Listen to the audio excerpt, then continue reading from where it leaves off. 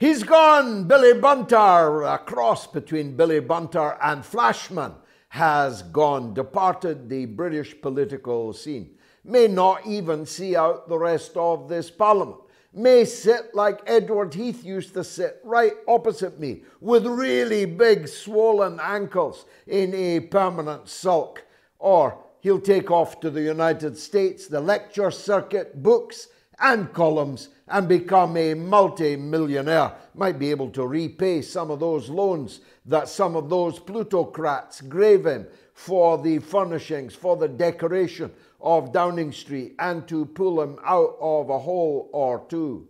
He was a bounder, a cad, should have been horsewhipped out of public life actually before he even got in it, repeatedly sacked and denounced by his employers, one after the other, as a persistent and actually pathological liar, a man who couldn't get any story straight, a man you wouldn't leave with your children, certainly wouldn't leave with your wife, is now out of British politics. He's finished, dead, a dodo, a dead parrot. Or is he? There are still true believers. I know they're frequently in touch with me. There are people who believe he'll go away to a Colombie, les dos Anglais, and wait for a grateful nation to welcome his return. But I don't think so, because Boris Johnson spends way above his means. And that is one of the things that has done for him. His dodgy holidays, his undeclared interests, trips, and all the rest, all contributed to a picture of Boris Johnson as a man not to be trusted. Not to be trusted with his own family, by his own family, not to be trusted in any relations he had with your family. A cad of the First Order, a Victorian order cad. He didn't have a waxed moustache to twirl, but he might as well have done. Boris Johnson's legacy is miserable. It is Britain headed into a cold, poverty-stricken, probably unemployed, and definitely desperate winter. That's his main legacy for me. Of course, he got Brexit done. The Brexit that we voted for, the Brexit we were looking forward to, but the Brexit with which he's done nothing. He'll be remembered particularly for the Ukraine war, because no leader in the Western world, and I include sleepy Joe Biden in this, has done more to perpetuate the senseless slaughter in Ukraine and the collateral damage of economic collapse throughout Europe and Britain than Boris Johnson. It is reported, I don't know myself the facts, but I think it has the ring of truth, that when Zelensky and the Russian side were close to a potential peace agreement, Boris Johnson, on one of his multiple trips to Kiev, he was to be found more often in Kiev than anywhere else, certainly anywhere else in his own country he was supposed to be governing, he scuppered that potential peace deal. He forced, at least pushed, Zelensky into fighting on. It will all come right on the night, he said. One more push, more weapons, more money, more propaganda, lie machine support, and you can recover the territory that you have lost to the advancing Russian armed forces. Even, he encouraged him to say and believe, you can recover Crimea, which has been a part of Russia since before the United States of America existed as a country, and has been the base of the Russian Navy for 300 years and more.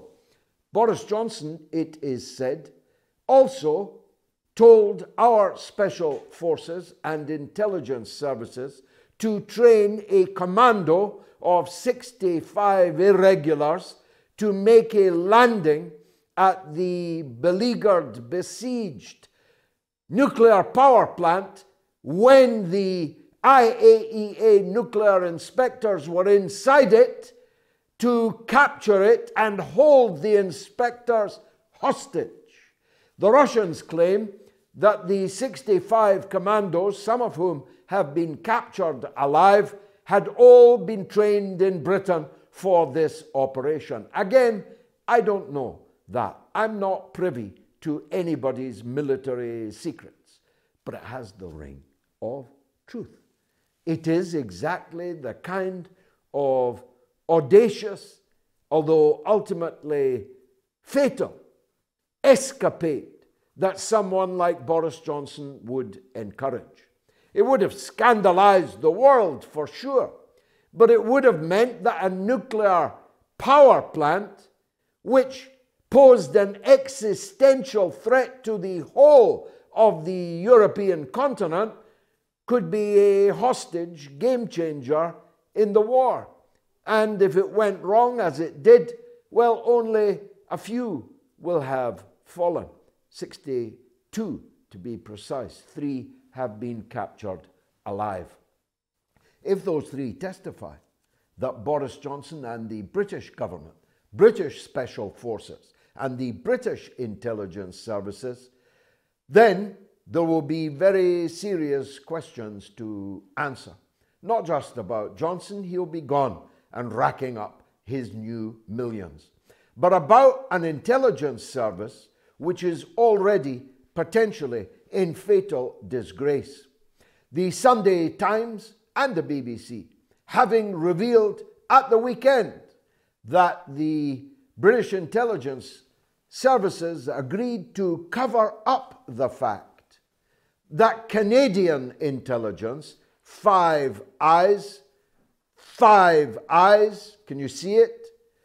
The Canadian intelligence services smuggled not just Shamima Begum, but potentially every single one of the Asian youth who left Britain to go and fight, many of them to die, many of them to kill and torture with ISIS in Syria. It might have been an entirely Canadian affair. The Canadian intelligence services came to London in 2015, 7 years ago, and told the commander of the anti-terrorism unit at Scotland Yard, whose officers had been scouring the globe for Shamima Begum, that she was indeed in Syria and that one of their intelligence agents had smuggled her over the border, having taken pictures of her passport and handed everything over to the Canadian embassy in Jordan. And the British intelligence services agreed to cover the whole matter up, thereby misleading 2 years ago in June the Supreme Court of the United Kingdom, which considered the appeal by the United Kingdom government against the return of Shamima Begum to Britain to contest the UK government's decision to remove her citizenship, withdraw her passport, and render her stateless in a prison camp in northern Syria. If the intelligence services did not appraise the learned judges of the Supreme Court of the facts I have just imparted to you, then they are guilty at least of obstruction of justice, of contempt of court, and possibly of criminal conspiracy to cover up the activities of terrorist groups and their patrons. It doesn't get much more serious than that unless we are able to add into the mix a plot to kidnap the International Atomic Energy Association officials visiting the ZZP nuclear power plant in Ukraine. Well, there's so much to talk about. I better get on to the big enchilada. I have been preaching for decades, since the 1970s, about the critical importance for my own country and by extension to other countries of energy self-sufficiency and public ownership and control. I did it for the first time when the late and great Mr. Benn set up the British National Oil Corporation, when Britain's oil resources, bonanza, was just starting to come ashore. At the very time the oil prices had quadrupled as a result of the Arab-Israeli war in 1973. I continued to do so as an honorary member of the National Union of Mine Workers throughout the 1980s, when Margaret Thatcher was burying our 1,000 years of coal on which we as an island sit and stand. When we murdered the mining communities, when we destroyed the Mine Workers Union for political malice and spite, and then flooded our own coal mines, which if we had not flooded, we would now be quickly putting back into production. I did it in the 1990s when we began again reinvading the Middle East to seize control of oil and gas resources which God made the mistake of putting under other people's countries. And even those that were with me up until this point, I'm about to lose some of you.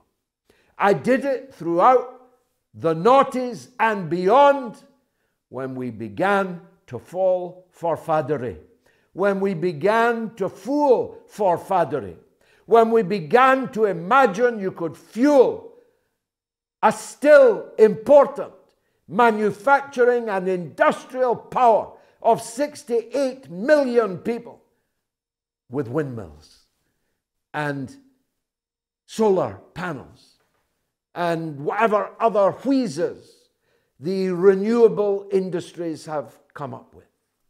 We over-invested in the fads and we under-invested in the production of real power. We ran down under Blair and Brown the world lead that we had in the production of nuclear energy, and we continued to murder the last remaining dregs of our coal mining industry, even though we had clean coal technology, carbon capture mechanisms that would have taken all but 5% of harmful particles out of the coal, which we had in such profusion. I spoke out for 50 years on this issue, but they didn't listen. And now, despite the fact that Britain is surrounded by an oceanic volume of our own country's oil and gas, despite the fact that we still have hundreds of years of coal accessible at a price, if we resurrect our mining industry, we are going into this winter facing economic catastrophe.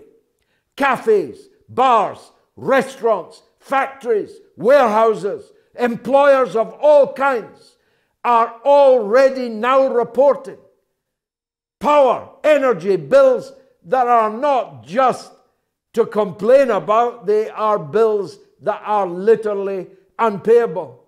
People's electricity and gas bills are going from hundreds to thousands. Some are going from thousands to tens of thousands. And it's still the beginning of September. If it's a long, cold winter, we are done for.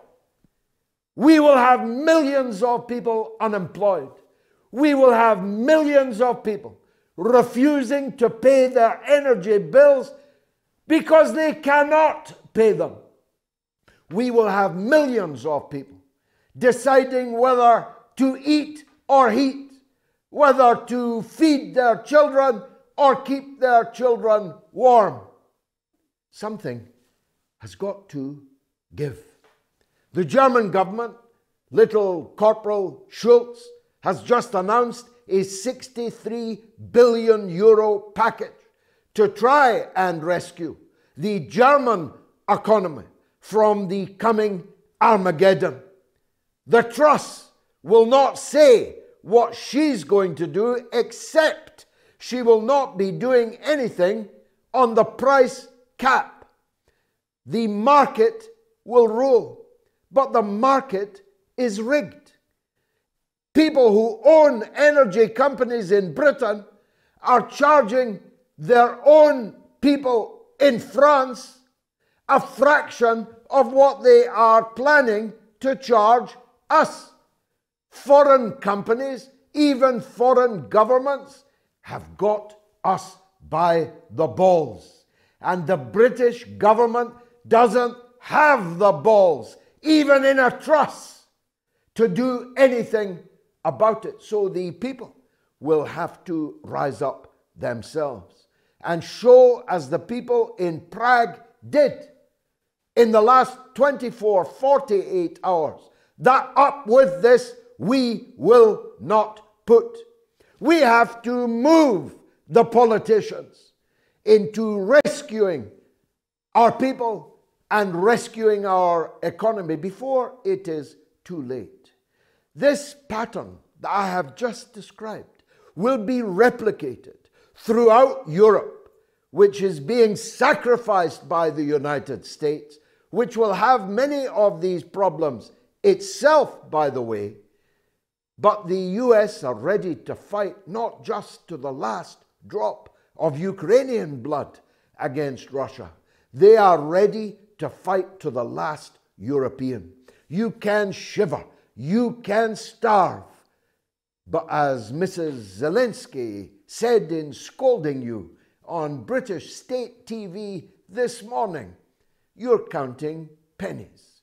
They're counting casualties in a war that never had to be, in a war that they themselves brought on. Crucially, at the behest of, with the encouragement of, and with the wherewithal of the United States, the European Union, and the North Atlantic Treaty Organization. Fasten your seatbelts. I told you it was going to be a bumpy ride.